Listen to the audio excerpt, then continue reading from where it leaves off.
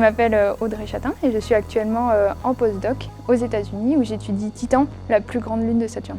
J'ai réalisé une thèse ici au Latmos, toujours sur Titan. Ma thèse s'intitulait « Interaction aérosol-plasma dans l'ionosphère de Titan » et je l'ai réalisée sous la direction de Nathalie Carrasco au Latmos, à l'UVSQ, et en co-tutelle sous la direction de Olivier Gaitella au LPP, Laboratoire de physique des plasmas à l'École polytechnique. Titan, c'est la plus grosse lune de Saturne et lorsqu'on la voit depuis l'espace, elle apparaît comme une boule orangée parce qu'elle est remplie d'aérosols, de petits grains orange de taille nanométrique qui emplissent l'atmosphère depuis 1200 km d'altitude jusqu'à la surface. Ils se déposent à la surface, ça fait des dunes, etc.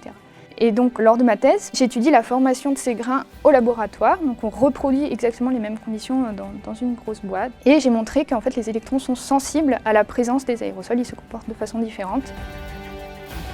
Titan est un monde très complexe, mais en même temps qui ressemble beaucoup à la Terre. Il y a aussi des cycles hydrologiques, bon, pas avec de l'eau, avec du méthane, mais du coup, on a des mers, des rivières, de la pluie, de la neige.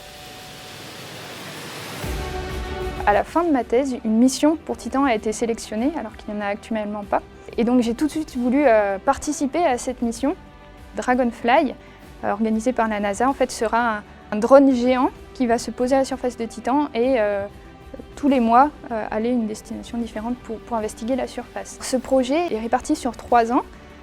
Donc la première partie se situe en dehors de l'Europe, donc en fait aux États-Unis, qui est l'endroit où il crée la mission, où il a construit. Là, mon but va être de réaliser des modèles météorologiques de la surface de Titan pour permettre à ce drone de se déplacer et de voler en toute sécurité.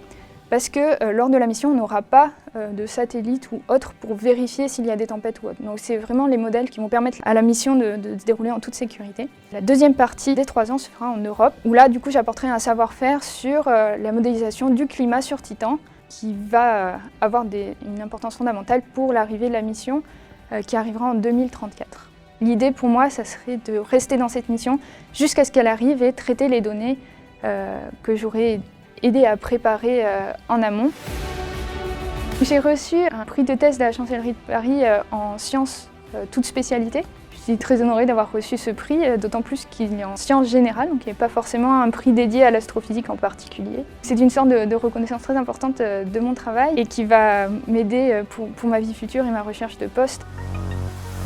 J'ai fait des études plutôt de physique parce que c'est ce qu'il faut pour l'étude de l'atmosphère des planètes. Il y a plusieurs voies pour arriver au même objectif. Si l'objectif c'est de participer à une mission, faire de la planétologie, il y a vraiment plusieurs voies possibles en fonction de ce que l'on préfère. On a vraiment de tout, des physiciens, des chimistes, des géologues, des informaticiens, des électroniciens, enfin, c'est vraiment très varié. Tout le monde peut participer, mais en même temps il faut prendre conscience de ce que font les autres et pouvoir tout comprendre. Même si chacun on a notre spécialité, donc on va être appelé à intervenir sur cette spécialité.